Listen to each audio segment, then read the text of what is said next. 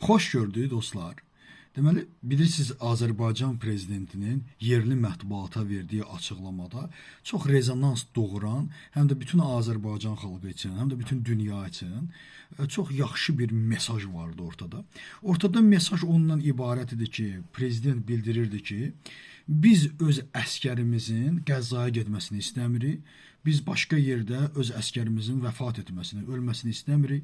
Biz Fələstinə onun acılarıyla, necə deyərlər, razılaşırıq, qəbul edirik, hörmət edirik. Amma vaxtı gəldikdə heç Fələstin də bizə yardım etməyib. Bizim ən ağır günlərimizdə biz o ağır günlərimizdən çıxmaqla Azərbaycan xalqı öz qüdrəti ilə, öz nizamı ilə, öz səbri ilə bu vəziyyətdən çıxıb. Ona görə də biz Fələstindən də biz özümüzə qarşı bir dəstək görməmişik.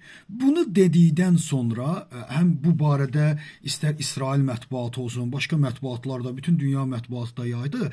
Amma ən çox mənə təsir edən məsələlərdən biri odur ki, Türkiyə mətbuatı. Demək olar ki, hər bir yerdə mən televiziyalara baxdım, bunu demək olar ki, üst məsələyə çıxartmışdılar qəzetlərdə, sosial şəbəkələrdə. Aliyev böyle dedi, Aliyev şöyle dedi və hara gətirib çıxartdılar? Gətirib ona çıxardırdılar ki, bəs vicdan. Təsəvvür edin. Təsəvvür edin, Türkiyə mətbuatı vicdandan danışır. Ümumiyyətlə, bəlkə də dünyada ən vicdansız mətbuat Türkiyə mətbuatıdır. Bəlkə dünyada mətbuata, televiziyaya yığılmış ən vicdansız siyasi şərhçilər məhz Türkiyə mətbuatındadır. Və bu məsələni bildirirlər ki, bəli, Aliyev, bəs biz səni başa düşdük, anladıq, amma bəs vicdan? Güya bunlarda vicdan var. Hansı vicdandan danışırsınız? Sizin ölkənizdə olan prezident olsun, səhərdən axşama qədər Qəzzadan danışır, amma bir dəfə də olsun hünəri çatmır ki, gedib Çində Uyğurların ölümündən danışır, Uyğurların öldürülməsindən danışsın. Yaxşı, bəs vicdan? Bəs Uyğurlar müsəlman deyil, türk deyil. Yaxşı, əgər sən vicdanlısansa, niyə görə sənin vicdanının o, necə deyərlər, damarları ancaq Qəzzada tutur, Fələstində tutur? Bəs niyə Ukraynada tutmur? Bəs vicdan? Ukraynada uşaqlar ölmürmü? Niyə qalxıb demirsiniz ki, ay Putin, niyə zalımlıq elirsən?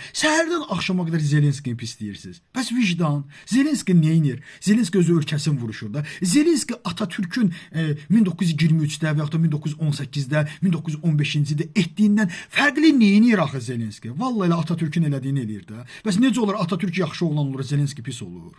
Öz dövlətini müdafiə edən pis mi olur? Yəni hansı vicdandan danışırsınız? Senin Dövlət Bahçeli Milliyyətçi Hərəkat Partiyasının rəhbəridir. Siz təsəvvür edin. Milliyyətçi Hərəkat Partiyasının rəhbəri olan bir zat deyir ki, biz Çinlə, Rusiya ilə müttəfiq olmalıyıq. Sənin vicdanın hardadır? Bütün Türkün və Turanın da ən böyük Türk milliyyətçiliyinin düşməni Çindir, Uyğurlara nə etdiyi bəllidir. Rusiyada Türklərə nə etdiyi bəllidir. Bugün yüz minlərlə Türk ölüb Rusiyanın özündə. Hani bə sənin vicdanın? Sənin vicdanın, sən necə Türk milliyyətçi? Get ol ərəb milliyyətçisi də. Mən demirəm ki, kimsənin milliyyətçisi olmaq lazımdır. Azərbaycan prezidenti bu məsələyə çox düzgün analiz vermişdi. Baxın, kimlərsə deyə bilər ki, Elxan, sən yaltaqlanırsan, hamısının Azərbaycan hökumətinə qarşı mənim fikrimi bilir. Baxın, mən həmişə demişəm, bu günlərdə deyirəm, Azərbaycan hökumətinin bu ölkədə ən böyük düşməni sosial vəziyyətin ağırlığı və ədalətsizliyidir. Bunu Azərbaycan hökumətinə həmişə demişəm, bu günlərdə deyirəm. Azərbaycan hökuməti sənin ən böyük düşmənin bu ölkədə olan sosial vəziyyətin ağırlığı və ədalətin olmamasıdır. Bunu düşün. Bu başqa bir məsələdir.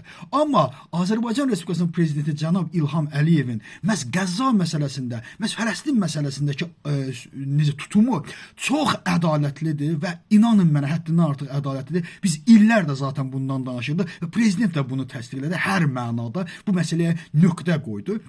Və bu məsələni vicdana çıxanlara mən sizə deyim ki, Türkiyənin ümumiyyətlə vicdanına, Türkiyə jurnalistikasının, Türkiyə dövlətçiliyinin, Türkiyənin vallahi hakimiyyətdə olanlarının ədalətdən və vicdandan danışmağa inanın mənə heç bir haqqı yoxdur. Təşəkkürüm diqqətinizə görə.